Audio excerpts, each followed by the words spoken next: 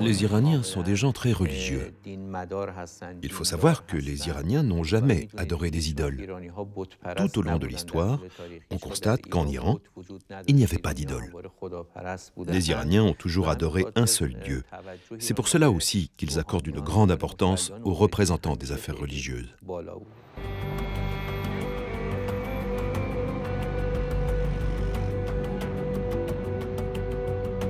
Si l'islam est arrivé en Perse avec la conquête arabe au 7e siècle, c'est à partir du 16e siècle, sous la dynastie safavide, que le chiisme devient la religion officielle de l'Iran, et que progressivement se met en place un clergé structuré et hiérarchisé qui étend de plus en plus son influence sur le pouvoir politique.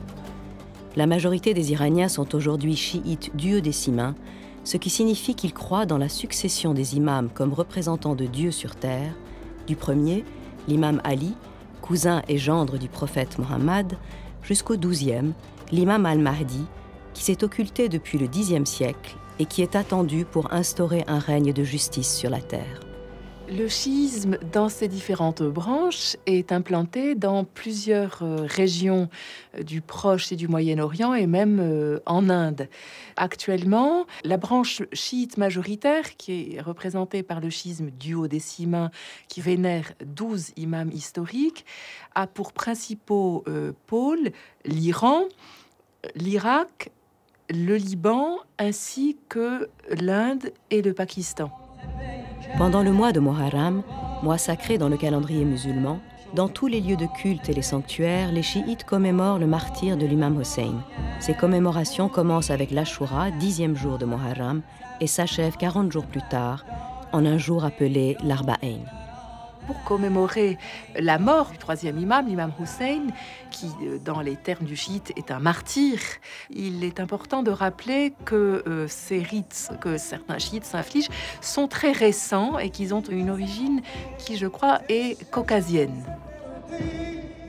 Si l'on s'intéresse davantage au sens de la commémoration de la mort de l'imam Hussein, il faut avoir à l'esprit que le troisième imam est mort en 680 de l'ère grégorienne. D'après certains historiens, notamment du chiisme des premiers temps, le chiisme a connu un tournant très important puisque les imams et à leur suite les fidèles des imams auraient renoncé à l'aspect politique de leur autorité. Jusqu'à aujourd'hui, l'imam Hussein est donc une figure centrale qui est très souvent interprétée comme la figure du juste. C'est le juste souffrant qui n'a pas voulu se révolter pour prendre le pouvoir. Il est donc considéré comme le juste qui s'est révolté pour rappeler les exigences de justice, quand bien même ces exigences de justice ne pourraient être réalisées. Les imams et leurs descendants font l'objet d'un puissant culte populaire en Iran, et leurs sanctuaires sont devenus des centres de pèlerinage importants. Le plus visité et le plus vaste de ces sanctuaires se trouve à Mashhad, l'ancienne Tous, capitale du Khorasan. Le mausolée de l'imam Reza, le 8e imam et saint patron de l'Iran, est le cœur battant de Mashhad, qui signifie littéralement le lieu du martyr. C'est là que, dit-on, l'imam Reza fut empoisonné par le calife abbasside al-Ma'moun en 818, et c'est là que fut érigé son tombeau.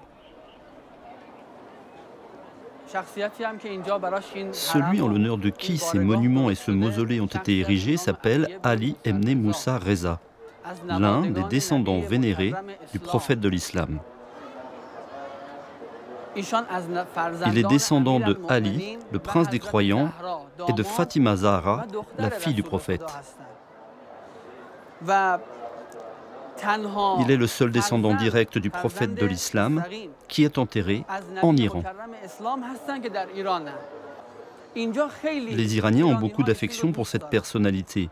Ils lui ont bâti ce sanctuaire et viennent en pèlerinage pour lui rendre visite.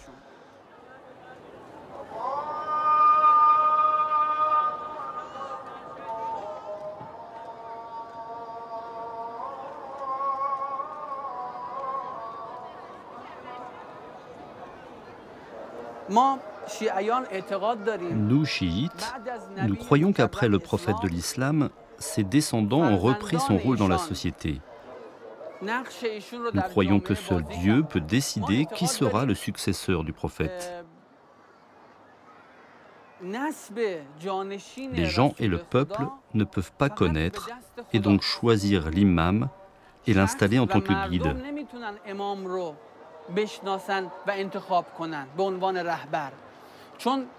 Car personne ne peut connaître l'ensemble des besoins humains et ainsi mettre en place les enseignements et les directives du prophète et du Coran dans la société. Nous croyons que la meilleure guidance est celle que Dieu lui-même choisit.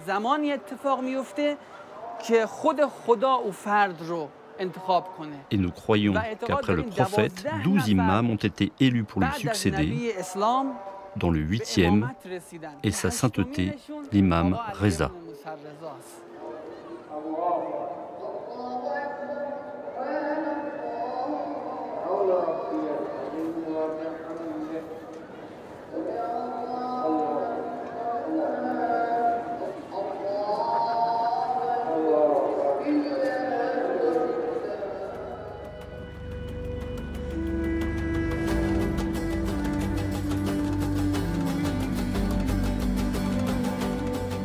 Qom est la deuxième ville sainte de l'Iran. Islamisée depuis le 7e siècle, elle est aujourd'hui l'un des centres les plus importants du chiisme. Des étudiants venant du monde entier y étudient la théologie, les sciences coraniques, le droit musulman, mais aussi l'histoire des religions, la philosophie et les sciences humaines.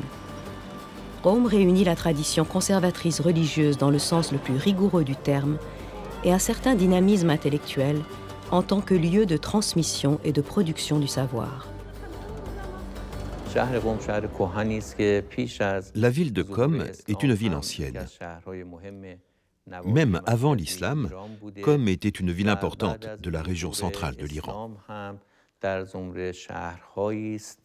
Après l'avènement de l'islam, elle a fait partie des villes qui se sont rapidement converties à l'islam. Et depuis le début, les gens d'ici ont manifesté leur sympathie à l'égard du prophète et de sa famille. La ville de Qom est surtout célèbre car elle abrite le mausolée de Fatima Massoumeh, sœur de l'imam Reza, figure centrale de la sainteté féminine dans le chiisme. Érudite dans les sciences islamiques, elle était aussi connue pour sa grande sagesse et sa piété. Son mausolée, particulièrement développé au temps des Safavides, est le deuxième lieu de pèlerinage le plus important d'Iran. L'imam Reza aurait dit que ceux qui visitent la tombe de Fatima Massoumeh sont certains d'aller au paradis. Il y a environ 70 ou 80 ans, l'un des plus importants centres d'études théologiques du pays a été fondé dans cette ville. Le Centre des études théologiques de Qom reçoit de nombreux étudiants iraniens ou étrangers. Ces étudiants en sciences religieuses ou talabés devront suivre un long cursus avant d'obtenir le droit d'émettre des avis et des décrets en matière religieuse. Dans le chiisme, le clergé est strictement hiérarchisé en fonction du degré d'étude, le plus haut rang étant celui d'ayatollah. Après l'étape intermédiaire des études de théologie, on passe à l'étape des études supérieures et le cursus se poursuit alors en dehors des centres de théologie. Ces études supérieures durent 10 ans, période à l'issue de laquelle les talabés, étudiants en théologie, parviennent à l'étape d'ijtihad et deviennent mujtahid ou savants en théologie. Ils deviennent connaisseurs en sciences religieuses, autrement dit faqih, jurisconsultes. Ils peuvent alors donner leur opinion et délivrer des fatwas ou décrets religieux. Ils expriment le point de vue de l'islam dans des affaires courantes du pays et des individus, et les gens peuvent ainsi bénéficier de leurs conseils. La grande bibliothèque de l'ayatollah Mar'ashi Najafi a été fondée par l'imam Mar'ashi. Ayant quitté l'Irak, son pays natal, en 1924, il s'installe à Qom où il enseigne la théologie pendant 67 ans et dirige la prière du vendredi au sanctuaire de Fatima Massoumeh pendant plus d'un demi-siècle. Conformément à sa volonté, l'ayatollah Mar'ashi est enterré à l'entrée de la bibliothèque, car selon ses mots, Lorsque les chercheurs viendront utiliser les ressources de la bibliothèque, la poussière de leurs chaussures se poseront sur mon tombeau et je serai heureux d'être enterré à côté de mes livres. La bibliothèque Hazrat-e Ayatollah Marashi Najafi est la première bibliothèque en Iran pour ce qui est du nombre et de la qualité des manuscrits anciens et des livres rares qui y sont conservés. C'est la troisième bibliothèque au Moyen-Orient, après la Turquie et l'Égypte, pour le nombre de livres. Dans le monde chiite, cette bibliothèque est de première importance, notamment pour ce qui est de la mise à disposition des ouvrages de référence concernant le chiisme duodécimain. Conformément aux volontés de son fondateur, l'accès à cette bibliothèque et aux services qu'elle offre est gratuit et ouvert à tous.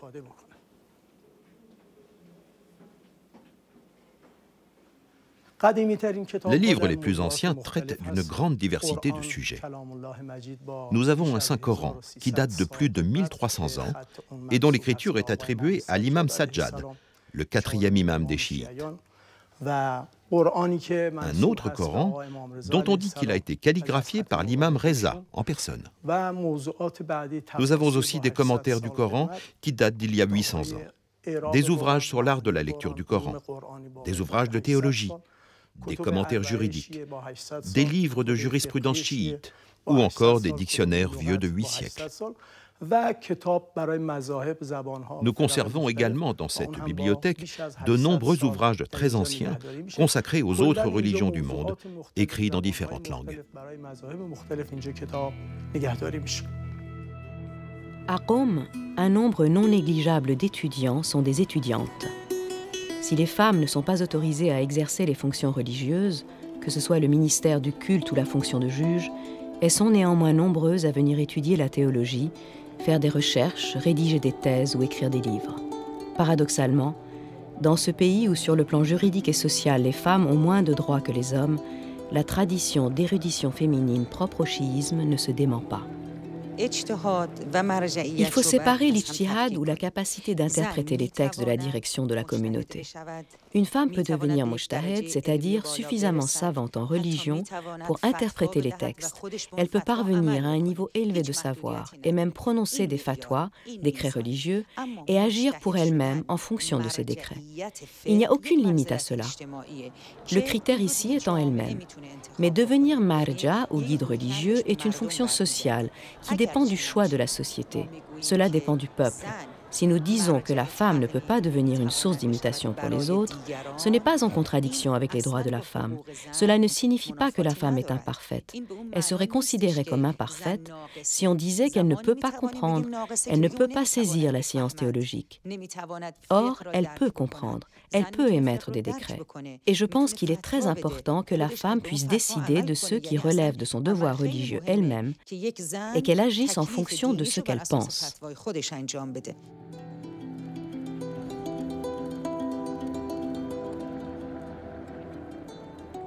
Les débats théologiques et juridiques les plus novateurs sont menés depuis une vingtaine d'années en Iran. Ils concernent à la fois la pensée juridique, et cette pensée juridique se renouvelle dans le cadre de controverses de la compatibilité entre droits de l'homme et droit islamique, parce que c'est dans ces termes mêmes que les clercs chiites iraniens posent la question de l'accord, en employant un terme musical, sazegari, qui veut dire à la fois accord ou compatibilité, donc compatibilité entre deux traditions juridiques. Et à cet égard, il y a des visions très contrastées qui témoignent d'une pluralité irréductible de courants, qui est une source de richesse évidente et que l'on trouve non seulement dans le chiisme duodécimain, mais bien entendu dans l'islam sunnite également. Ces réflexions sur les droits de l'homme méritent un intérêt parce qu'elles témoignent de questionnements très aigus sur la tradition religieuse, sur la nature de la religion, de l'identité religieuse et sur les conséquences d'une définition de la foi dans la vie sociale et politique. Et d'autre part, il y a, de manière connexe mais distincte tout de même, des réflexions sur la théologie et sur l'exégèse des textes sacrés et principalement du texte sacré par excellence, à savoir le Coran. Et c'est donc ces nouveautés qui sont le signe, je pense, d'un souci de repenser les rapports au texte qui témoignent d'une volonté très très profonde de repenser la nature de la foi, ses implications et la religion dans son ensemble. Et ces événements me paraissent très significatifs d'une très grande vitalité du chiisme contemporain. Maintenant, nous regardons dans une perspective religieuse aussi bien la sociologie que la psychologie ou les relations humaines. Je suis moi-même, en tant qu'universitaire, spécialisé en histoire et en philosophie de l'histoire. J'aborde la philosophie de l'histoire à travers le prisme de la religion. J'analyse par exemple les idées de Marx et d'autres penseurs sur l'histoire à partir de ce point de vue. Nous avons aussi, bien entendu, notre propre opinion. Cela a entraîné ces dernières années l'élargissement de l'éventail des discussions académiques au sein du Centre d'études théologiques. C'est un mouvement qui a commencé relativement récemment. Il faut donc attendre encore un peu pour en recueillir les résultats. Certaines avancées que nous avons obtenues ont déjà été publiées ou ont été présentées au public dans des colloques à l'étranger.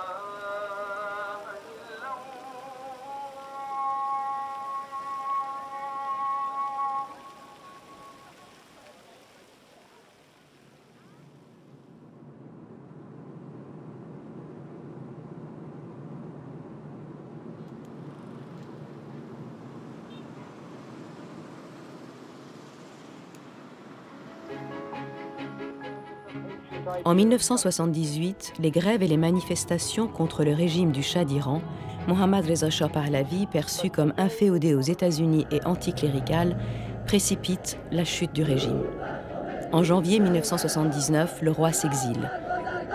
Un mois plus tard, l'imam Khomeini, qui vivait en exil depuis plusieurs décennies et qui, de sa demeure de Nofle-le-Château, avait orchestré la révolution iranienne, retourne en Iran, où il est accueilli triomphalement par le peuple.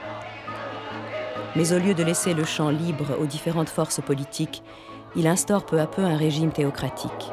C'est ainsi qu'est née la République islamique d'Iran, dont la législation s'inspire de la charia, une charia que les jurisconsultes ont néanmoins la possibilité et la responsabilité d'adapter aux exigences historiques, économiques et politiques. L'ayatollah Khomeini fait inscrire dans la Constitution le chiisme comme religion d'État et surtout, il active le concept de Velayat-e-Faqih ou gouvernement des jurisconsultes et crée la fonction de guide suprême de la Révolution qui, de fait, concentre presque tous les pouvoirs entre ses mains. À sa mort, en juin 1989, un immense mausolée est érigé à sa mémoire. Il attire encore aujourd'hui une foule non négligeable d'Iraniens ou d'étrangers, croyants ou simples curieux.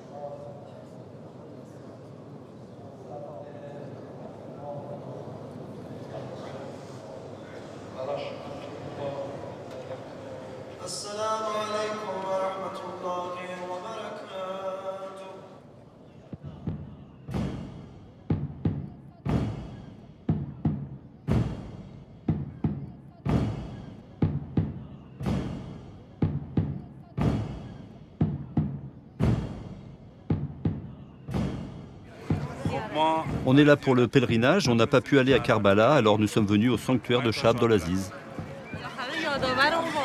En fait, c'est pour commémorer un événement important. C'était un grand homme qui a fait quelque chose d'important pour son peuple et qui a avancé sur ce chemin.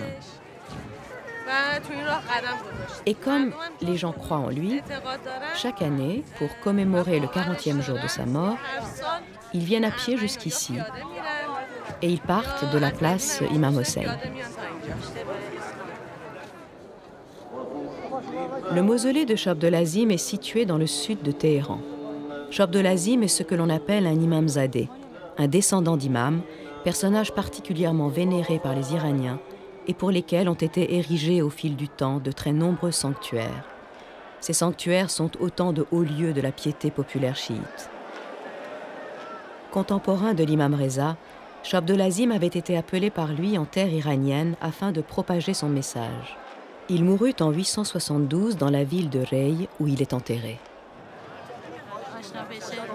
Oui, il faut faire connaître ces cérémonies aux jeunes. Après tout, nous vivons dans ce pays et nous aimons qu'ils grandissent dans le cadre de la religion et des coutumes de ce pays. Oui, c'est très important pour nous. Moi, j'aime beaucoup la photographie. Et l'un des meilleurs sujets, à mon avis, était de venir ici et de prendre des photos des cérémonies religieuses, des gens qui viennent par respect pour leur religion et pour l'imam Hossein. Ce genre de photos suscite chez nous un grand respect.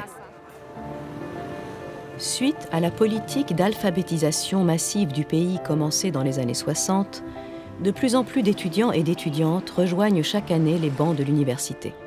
Mais si les Iraniens peuvent être très extravertis quand il s'agit de manifester leur piété, ils sont plus réservés quand on leur pose des questions sur la société iranienne d'aujourd'hui. La religion est importante, oui, mais dans quelle mesure est-elle pratiquée?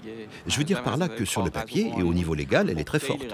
Mais concernant sa pratique, il faut voir à quel point elle est ancrée dans le cœur des gens. Je pense qu'en Iran, c'est comme dans les autres pays, chacun a sa propre opinion et agit à sa façon. Partout, chacun s'occupe de ce qui l'intéresse. Pour l'un, c'est le sport, pour l'autre, ce sont les études, ou bien encore autre chose. Je n'ai pas vraiment d'opinion.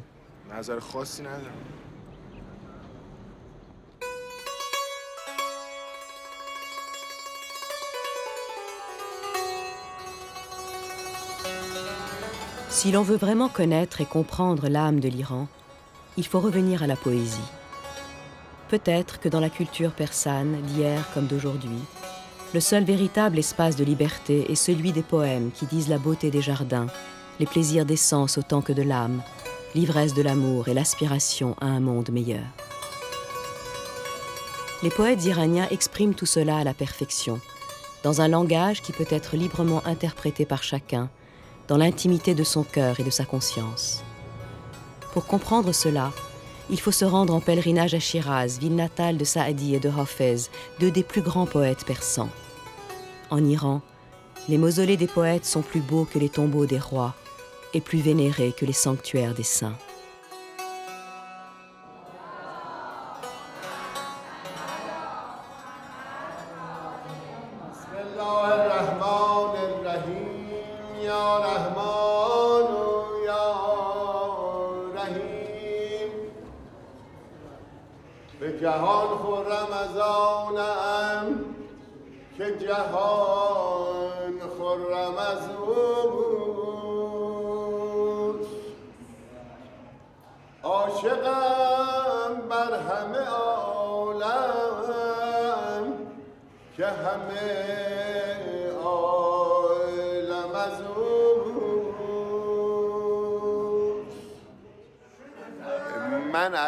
Depuis mon enfance, je me souviens que mon père avait une admiration profonde pour Hafez et Saadi.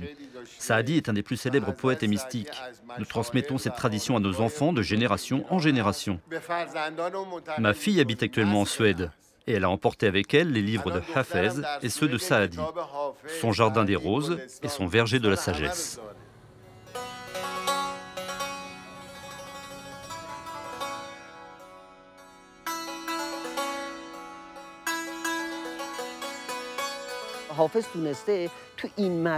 Dans sa conception mystique du monde, Hafez a réussi à faire en sorte que personne, aucun groupe spirituel en particulier, ne puisse se l'approprier. Il est tellement plus vaste, tellement... Et cela, c'est grâce à la nature même de son imagination poétique qu'il diffuse dans son œuvre. Dans les familles iraniennes, même celles qui ne sont pas correctement alphabétisées ou qui ne font pas partie de l'élite intellectuelle, posséder un Coran et un recueil des poèmes de Hafez fait partie des nécessités de la vie dans une maison. On dit de Hafez qu'il est la langue de l'invisible et que le recueil de ses poèmes, composés au XIVe siècle, est la somme de toutes les expériences humaines. C'est sans doute pour cela que les Iraniens lisent les augures avec son divan. On pose une question dans son cœur et on ouvre le livre au hasard. Le poème qui se trouve sur la page vous donne une réponse. Malgré la complexité et le raffinement de son style poétique, Hafez parle ainsi à tous les Iraniens et au-delà, à tout chercheur de vérité. بر سر تربت ما چون گذری همت خواه که زیارتگه رندان جهان خواهد بود برو ای زاهد خودبین که ز چشم من و تو راز این پرده نهان است و نهان خواهد بود